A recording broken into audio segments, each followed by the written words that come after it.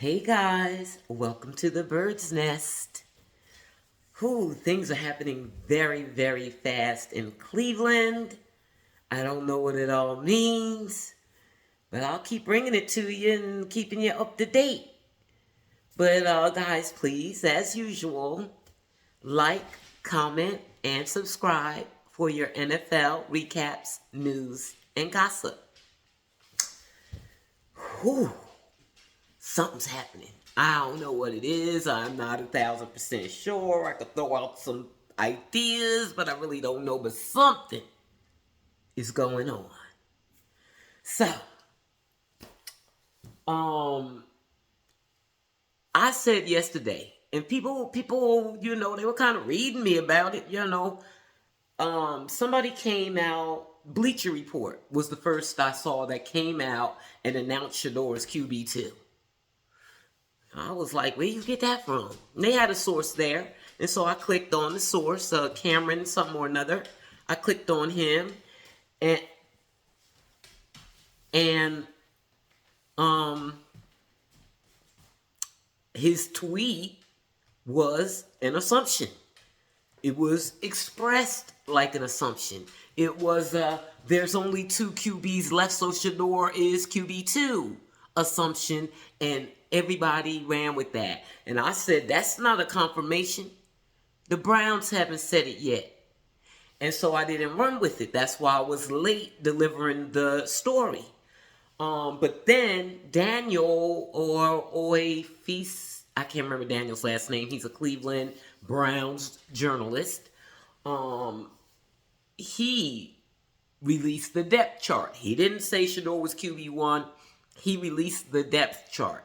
And when I saw Shedeur in the, I'm not QB1, QB2, in the QB2 portion of the unofficial depth chart, I said, okay, I'll go with it now, because that's the depth chart. Kevin Stefanski confirmed today that Shedeur is not QB2. He has not made a decision yet. He said he will let the week play out. It's Wednesday. He'll see what happens over the week. He also said that he was surprised by the trading of Joe Flacco. I told y'all yesterday that there's a power struggle going on. It's not even a struggle. It's not a struggle. I don't even know why it's happening. I guess it's like when you work at a company. I don't know how many of you guys are in corporate. But when a high-ranking executive is let go, it's handled differently than a regular person. Lower rank and file people. And they never, ever, ever, ever, ever, under any circumstances, admit to firing an executive. They always present it as if he resigned. I get the impression that something's going on like that with Flacco. Not Flacco. Stefanski. He's on his way out, is what it looks like to me, because what had happened was he confirmed that he had no idea that Flacco was getting traded, thereby removing his ability to use him to keep Shedeur off the field. In addition, I told y'all, and 92.3 The Fan, remember I told y'all yesterday that they confirmed that the Browns were leaking negative information about Shedeur? Child, somebody else from 92.3 The Fan, because there's different shows on that radio station. Somebody else also confirmed it. So they turning against him now. Something going on. So, Stefanski is just, he's going to work his mind. He's going to do the best of his ability to keep Shedeur off that deal. So my guess is, because he doesn't have any power to go out and get another quarterback. He can't go out there and sign a free agent, do a trade. He does not, that's not his role. And he cannot do that. So he's stuck because he only has 3 quarterbacks, and one of them is on the practice squad. So what he will have to do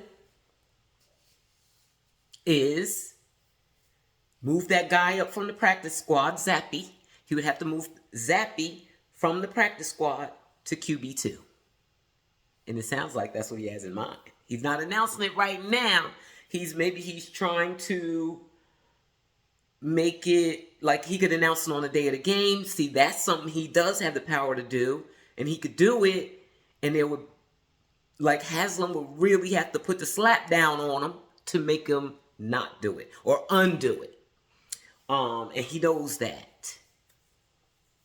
I think that's what he's going to do. He's going to put Zappy in there at the last minute so they can't stop him.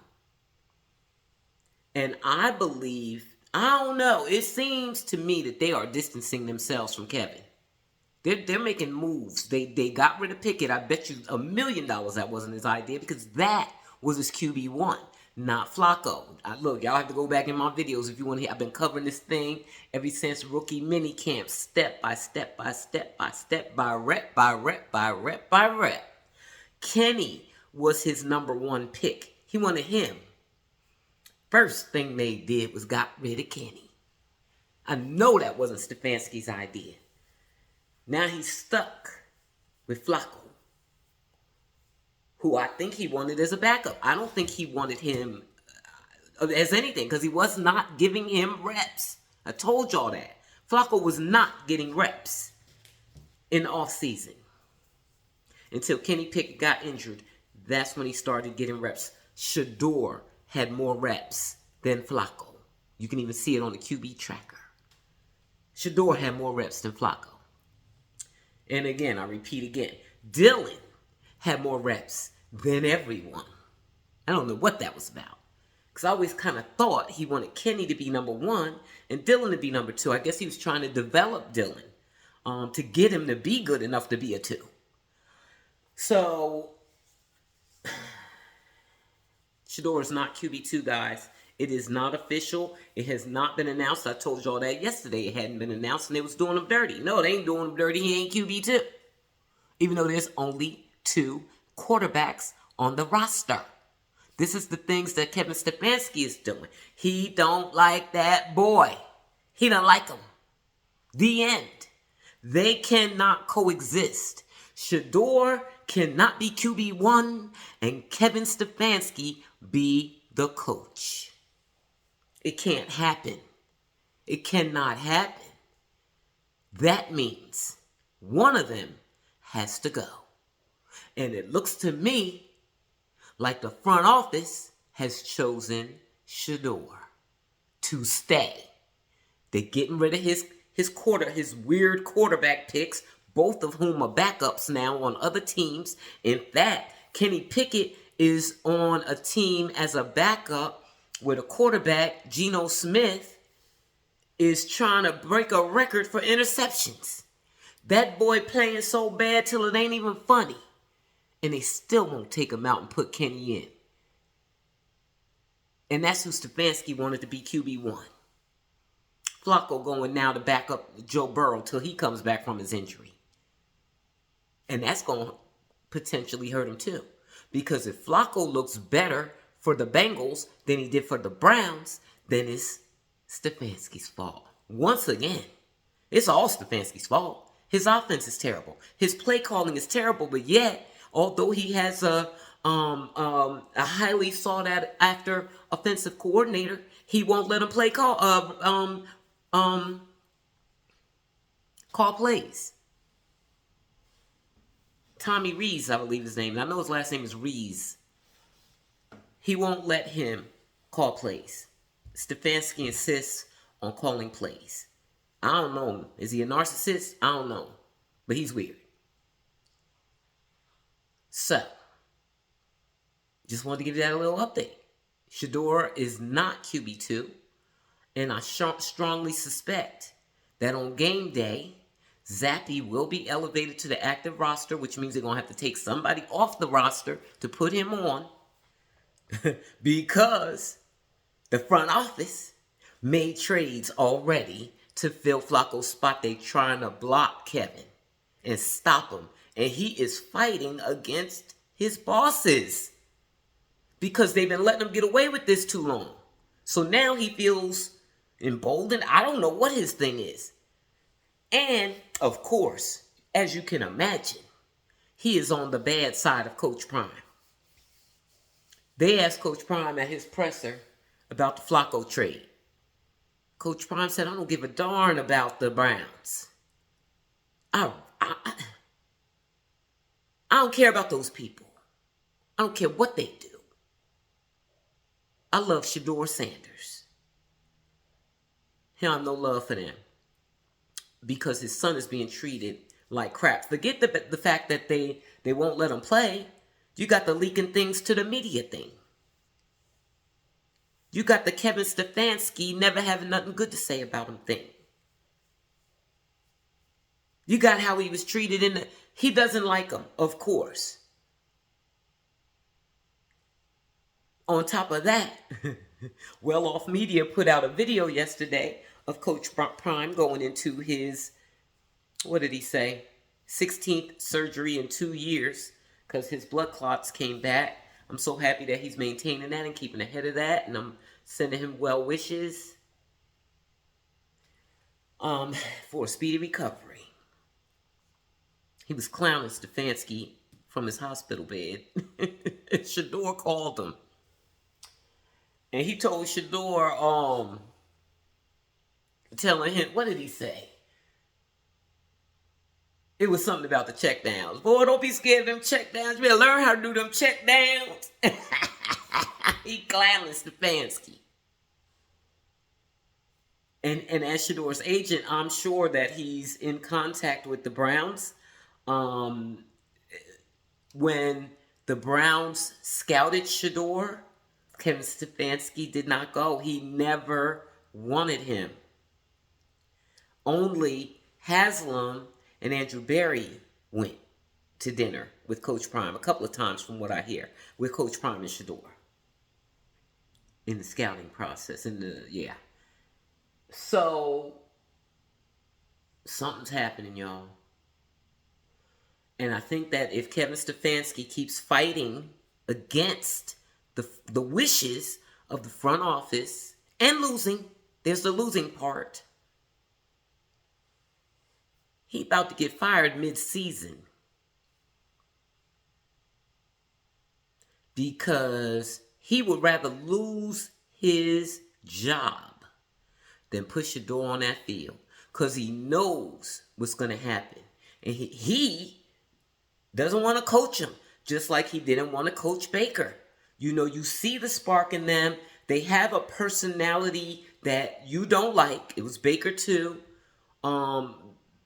You know, and then the fans, because the media, Stefanski uses that media. That's another thing. So Stefanski uses the local media to turn the fans against the player. And the fans do. They turn against them. So I got people arguing me down in the comments about how immature Baker was. I don't care how immature he was. He's an elite quarterback. You're going to have to coach him through that. Unless he's a partying druggie like Manziel, you're going to have to coach him through that and deal with his immaturity as a 22-year-old young man. Not trade him so you can go through 50 more quarterbacks. They let Kevin Stefanski do that. Turn the media against him and then trade him. Not the media. Use the media to turn the fans against him. Same thing they've been doing to Shedeur. And now the team, because Stefanski uses local media because that's all he has access to, because he's a worker. He's not a boss. Think of him as the VP. VP, Stefanski. President, not Jimmy Haslam, Andrew Berry. CEO, Haslam. So he's not the boss. He's a big guy. Big executive. But he's out of control. He sees them working against him. They traded Flacco from underneath him without even conferring with him. And he's still going to come out in the presser today and refuse to name Shedeur as QB2 when they only have 2 quarterbacks on the active roster. He gonna make the front office mess around and trade Zappy, and they only have 2 quarterbacks at all. We'll see what happens. It done became a soap opera now. Now it's a soap opera. Because what's going on? Stefanski trying to force their hand and force them to fire him over his irrational hatred of Shedeur and not liking the type of person he is. Not a criminal, but a guy that's cocky, and obviously a guy that they think is not bright, because that's one of his favorite things to leak to the media. And you know, the fans are always talking about him being a Harvard guy. He likes data points. He doesn't like winning. He doesn't even know about winning. He has no idea how to win. He even got these ding-dang fans accepting Dylan's backup quarterback play and thinking he's the future. They don't know. They haven't been following it like me. You all haven't either. Probably. Watching that whole process from beginning to now. But even if you listen to the Cleveland media, because they were going to practice, and I ain't even talking about just G. Bush, because we know G. Bush, I don't know if y'all know G. Bush, most of you probably do. We know that he's Team Shedeur. So you could even, if you want to write him off as biased, fine. There's plenty of Cleveland media that was at those training camp practices and said, Dylan is not him. And that's even without, I don't even know what they were doing in training camp. I like to think that they weren't throwing a million checkdowns. And they were trying at other things and it wasn't working out. It works out for Shedeur. But with Dylan, you got to do the 5-yard passes. Because if he tries to throw it any higher, it's getting batted down. I didn't even mention that in my recap. His pass is getting batted down. Him not being able to see and just throwing the ball anywhere. He's going to wind up throwing a pick if he keeps trying to throw it down the field. And he almost threw 2 of them in the last game. One of them got called back. And the other one, the player dropped the ball. That went right in his hands. So, I'm going to keep y'all posted. You know, something's going on with the Browns. But I do believe that no matter what Stefanski tries to do, Shedeur's getting ready to play. And I'm sticking to, I haven't even been moved off of my thought that it's going to be after the bye week. Because Dylan's not him, and it's not going to, miraculously, he's not going to become him. They've been saying it all summer. I didn't even see him. All I could see is the stats. They saw him. And they said he's not him. They weren't even saying Shedeur was him. They weren't even talking about Shedeur. Dylan ain't him. And he's showing us on the field. He's mid at best. No offense to Dylan. I hate saying disparaging things about him because it's not his fault. He's caught up in the toxicity created by the Browns. Now that toxicity, although Kevin nurtures it, it's the Browns that created it by drafting 2 quarterbacks and having one that Kevin likes, the inferior one, and the superior one he never wanted and he dislikes. And as I mentioned in yesterday's video, will do things to hurt him. Has done things to hurt him. I'm a mom, I tell you. Hey, I'm a mom. I'm a woman. And so I have feelings. And when they hurt Shedeur, you know, I respond to it differently than a man would. So, I know Pilar holding him down. I know she giving him the appropriate amount of babying. But Coach Prime on the other side saying, stay ready. Stay ready.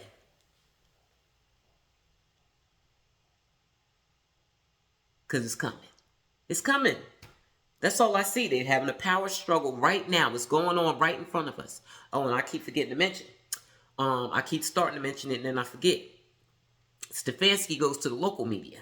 And he's still doing it. Because some of them still kicking his back in while the other ones is pissed and snitching. The team goes to the national media.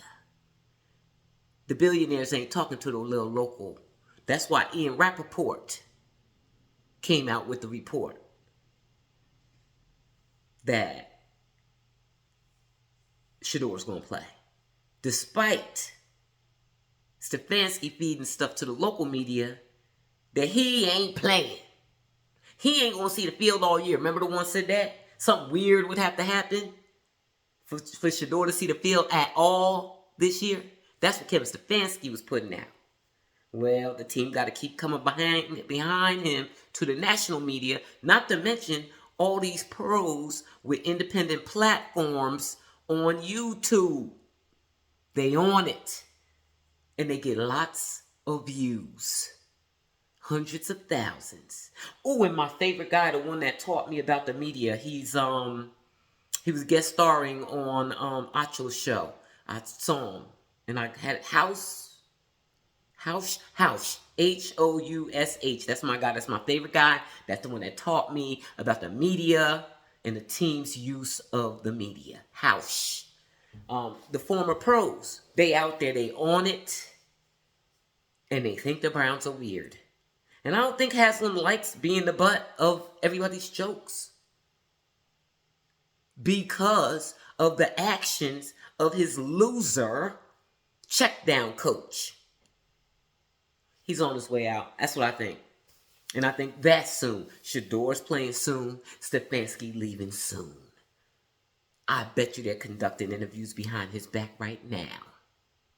I bet you. I want to see what Tommy Rees has. Who came up with these plays? What is Tommy Rees' job as the offensive coordinator if Stefanski is doing the play calling and the play calling haven't changed since before Tommy Rees got here? What's his job? I want to see what he can do. I want him to work with Shedeur when it's his time to play. And I want him calling the plays. Let's see what happens, guys. I'll keep you posted. Eventually, we're going to get to some destination on this journey. But right now, the battle is brewing in the Cleveland Browns. There is a battle going on over Shedeur Sanders. If I have anything else, I'll be back. Thanks for listening.